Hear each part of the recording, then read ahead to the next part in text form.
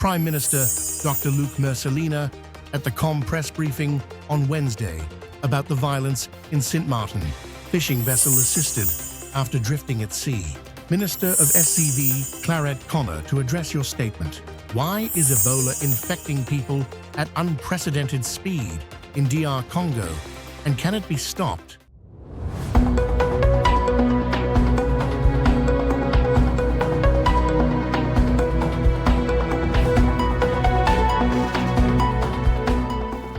From the island of St. Martin, this is SXM Daily News for August 12, 2026.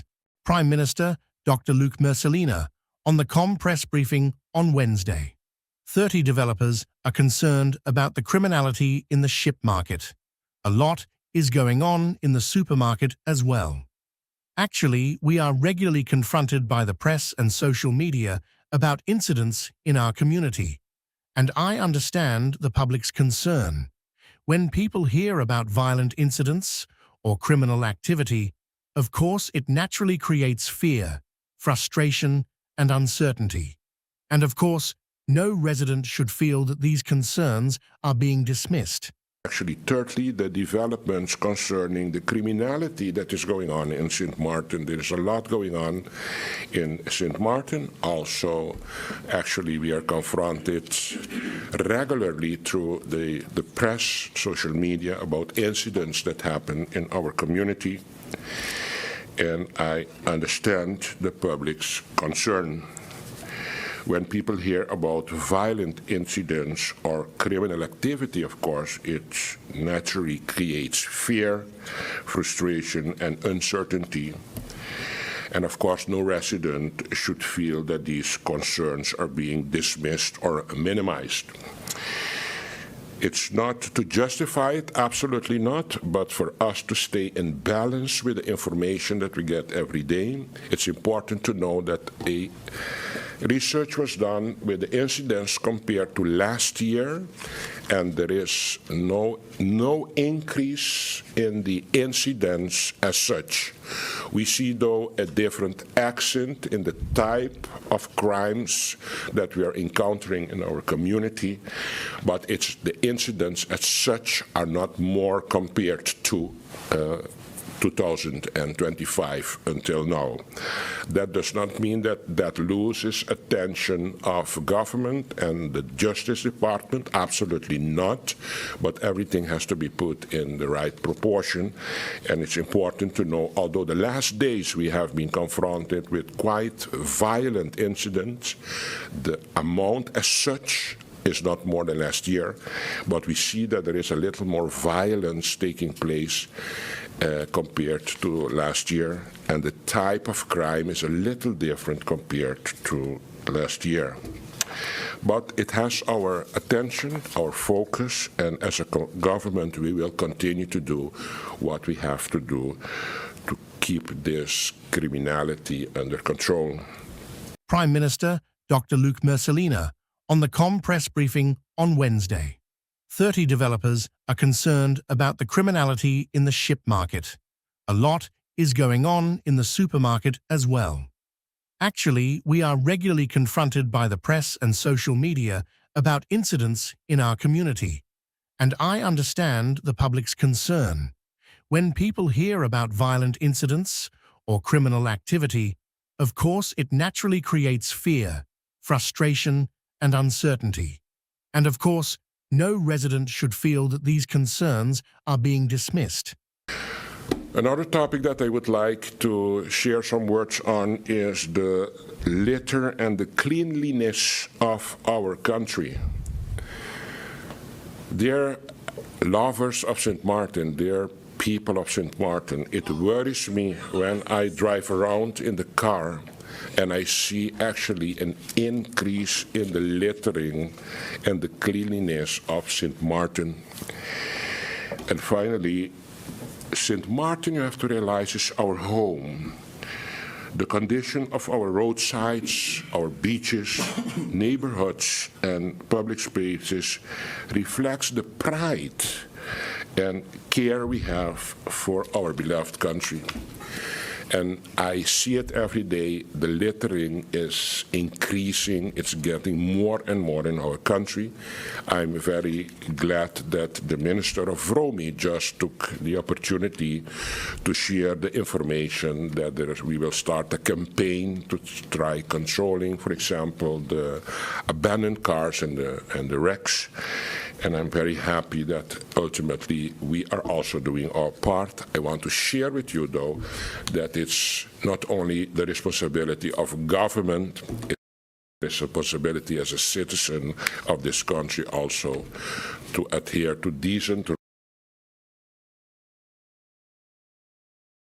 the garbage you produce. Melissa Gums, Minister of Education, about FBE, and Edward Edmund, what the ministry has been working on are more long-term solutions.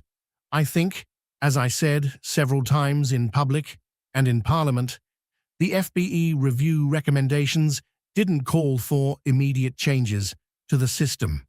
In fact, what we've seen is that 22 years ago, FBE was ruled out, not in its full form. They were supposed to be 3 cycles. Now there are only 2, and I think that is fortunate.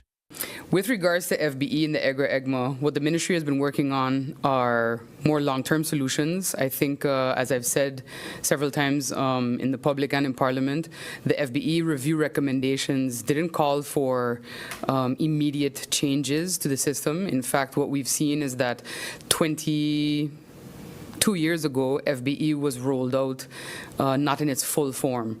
There were supposed to be 3 cycles, now there are only 2. And I think that is an unfortunate challenge that we have on St. Martin, where we take a system, I think my cabinet likes to use the analogy of we buy a Ferrari and then we take the engine out because it's too expensive to run the engine. But then you only have a Ferrari with a hood ornament and not an actual Ferrari. So I think that's been sort of what we have seen between the EGRA-EGMA results and the FBE results of that review. There has to be a comprehensive approach. What we have been facing are challenges with funding, because what it really calls for is continuous, sustained teacher retraining. We have an unfortunate scenario where many teachers have not been trained in the FBE curriculum. Some have even reported that the first time they see it, they've already been on the job for 3 months. This is a problem in both public and subsidized education, just to make that clear. Of course, the private schools are not included in that. So now you have to undergo comprehensive retraining of many teachers across 2 different school systems, one of which the ministry has full authority over. So the focus has been, of course, on how we can blend all teachers together in this targeted retraining once, of course, and then hopefully thereafter the public handling of Budget 2027 to be able to move forward with certain amendments that have to be put in with regards to ensuring that these retrainings can happen. The last 2 days, there have also been some workshops with the public school teachers to identify some additional challenges that they foresee. I'm very happy that teachers have been very communicative in this process, have shared their experience with the FBE system and curriculum. But ultimately, that is really where the changes have to be made. Between the review that was provided to us by the Klein Foundation, it really starts at the root, and further to that, the actual root is also the willingness of parents to make the investment in the different resources that are needed for review, constant teaching of their students in FBE. I had an interesting conversation with Dr. Pierre, who described it as a marathon and not a sprint. What we are seeing is that when it comes to the final group in primary school, there's a panic to catch them up on things that they have not been grasping since their early stages. So I think that's also part of the retraining that has to be done across the board, from educators to also informing parents on what type of review process they should implement for their kid from a remedial perspective. Recently, the Maritime Rescue Coordination Center in Fort-de-France, FDF, Martinique, informed the Maritime Operations Center, MOC, of the Dutch Caribbean Coast Guard about a fishing vessel that was drifting at sea after running out of fuel.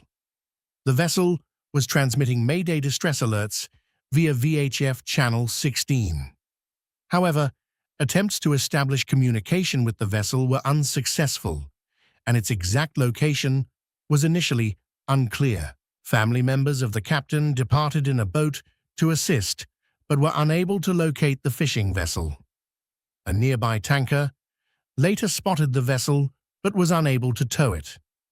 The tanker's captain therefore reported the position of the vessel in distress to the Maritime Rescue Coordination Center in Fort-de-France. FDF immediately informed the Dutch Caribbean Coast Guard that the vessel was 9.5 miles southwest of Sint Maarten. Upon receiving the vessel's exact location, the Coast Guard was able to coordinate assistance. A Coast Guard metal shark reached the fishing vessel and towed it safely to the Coast Guard pier in Sint Maarten. Both occupants on board were in good health and arrived safely in Sint Maarten.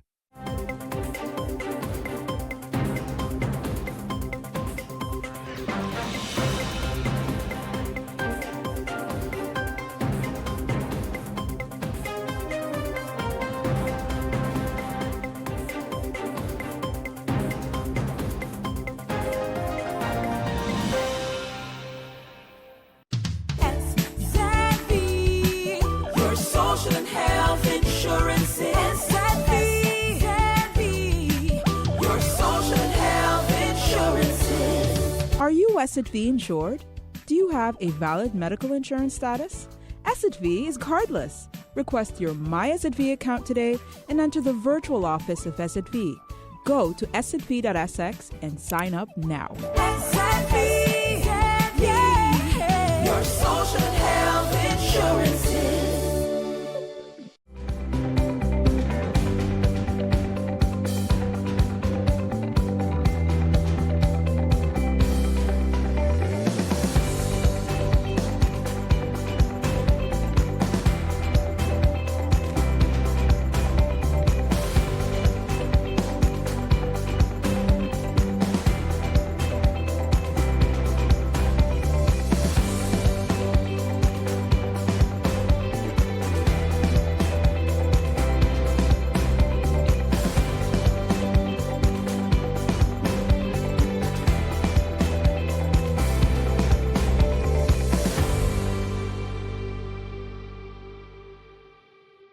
The police force of Sint Maarten, KPSM, has begun the process of clearing the backyard of the police station in Philipsburg of scooters and motorcycles that have remained impounded for extended periods.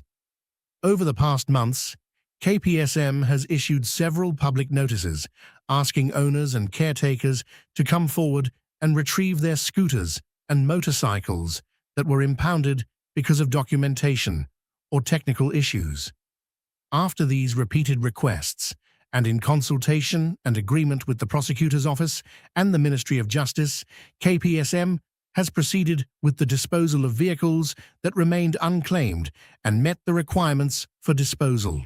The first group of scooters was removed from the police station yard on Tuesday, August 12, 2026. The remaining scooters that have been approved for disposal will be removed over the coming days. This action is also being taken with general public safety in mind.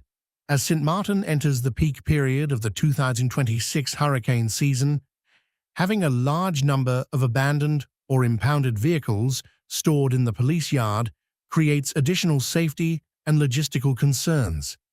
KPSM once again reminds anyone who has a scooter or motorcycle currently impounded at the police station to contact the police as soon as possible and determine whether the vehicle can still be retrieved. Owners must provide the necessary documentation and meet the applicable requirements.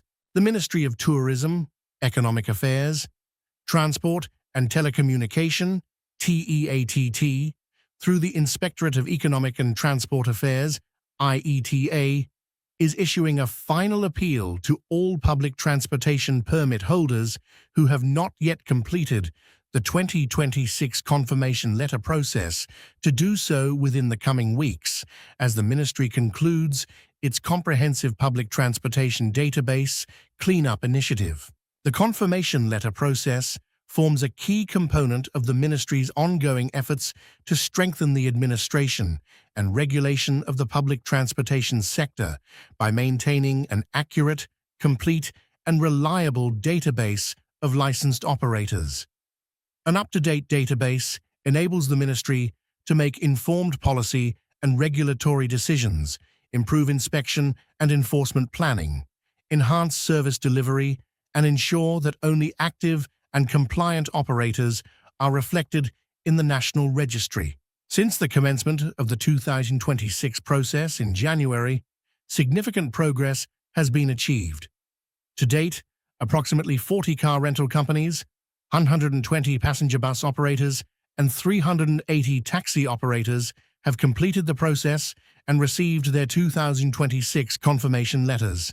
Several touring car and unregulated transport operators are also in the final stages of completing their submissions.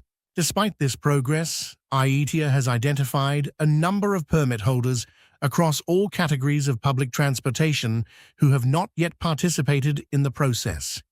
These operators were identified through road tax records and information obtained during the 2025 confirmation letter process. To date, they have not contacted the Ministry to confirm whether they remain in operation or whether their businesses have become inactive. Permit holders who have permanently ceased operations, temporarily suspended their services, or have not utilized their permit for 6 months or longer are strongly encouraged to formally notify IETA so that the Ministry's records can be updated accordingly. Maintaining accurate records benefits both the Ministry and the industry by ensuring that policy decisions, planning, and enforcement activities are based on current operational data. The Ministry further reminds permit holders that, pursuant to Article 16G of the National Ordinance on Passenger Transport, the Minister may temporarily suspend or permanently revoke a public transportation permit where it has not been utilized for a continuous period exceeding 6 months. Minister of Public Health, Social Development and Labour, Claret Connor. To address your statement in terms of the screening process. When the screening process was ongoing, I was really the director of the NRPB. So I had absolutely no time to focus on the office, speaking at the press briefing on Wednesday. Emily, to address your statement in terms of the screening process.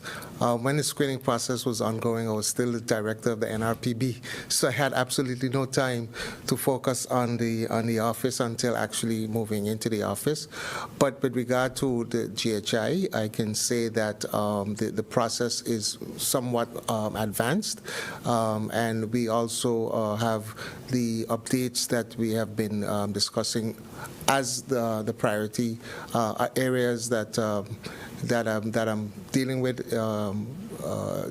for this week, and specific information on that can be shared when I do have that information. So I really can't get into details, but just generalities.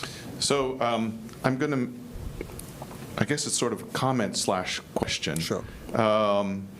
One of the things that on our radio show we talk about a lot is that St. Martin does have an advantage in that often when we're late implementing things, we have the benefit of being what they've done well or not well and copy. We don't need to be as innovative as if we were the leaders. So my question is if you're willing to perhaps be open-minded in your approach to whether the general health insurance draft legislation is the right thing for St. Martin. And more specifically, I've looked at, and you can look these up, the CFT, I believe the CFT for Aruba, Curacao, and St. Martin, they're different boards, different bodies, I think. But in any case, the CFT has issued a report saying Curacao has the highest healthcare expenditure in the region, and they've also made commentary on Aruba's need for reform in their healthcare legislation. And sadly, what I find the CFT for St. Martin, what they say is, you need to put a general health insurance legislation in place. And they don't offer any further commentary. I don't believe they've even looked at the general health insurance. I'm not sure, but that's perhaps a task. Examine the general health insurance for Cost of healthcare, etc. So I think we are still at the stage where that can be considered. As you know, after the legislation reaches Parliament and is approved, then you go into the next phase of implementation. So I think we're still in that process of being able to upgrade what has been drafted, because there's a draft for a reason, right? So I guess my more specific question then is, as you come into the ministry and you're going through your orientation, the ministry, the civil servants are going to push forth what's already in place. Indeed. My question then is, are you willing to challenge it and put your own stamp to it, to customize it to what best fits St. Martin, even if it goes against that trajectory? Because I believe, isn't it better that it's done correctly rather than just passing something and then having to revise it later? Are you willing to take that I do stance? agree. I mean, I think when you look at anything that is being drafted or anything that is being drafted to be further reviewed, it is about the opinions of the individuals who are drafting. So again, what you said about improving, if you do it right the first time, then you only have to do it once. So I would definitely consider all of the possible upgrades, all of the possible improvements, but at the end of the day, it should be something that serves St. Martin. It should have a St. Martin stamp on it, and that comes from thoroughly reviewing what has been presented thus far.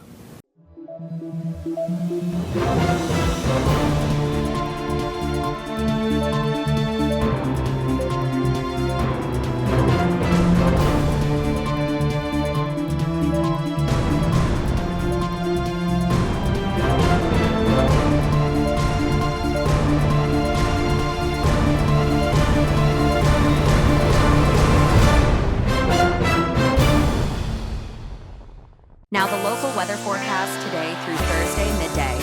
Partly cloudy, slightly hazy, and slightly breezy with isolated showers. Surface winds today through Thursday midday, easterly to southeasterly with a gentle to moderate breeze at 8 to 16 mph. Higher gusts are likely. Sea conditions, sheltered areas, open waters. State, sooths light. Slight to moderate waves, swells below 2 up to 5 outlook through Friday midday. Partly cloudy, hazy, and breezy with brisk showers. And now the 3-day weather forecast.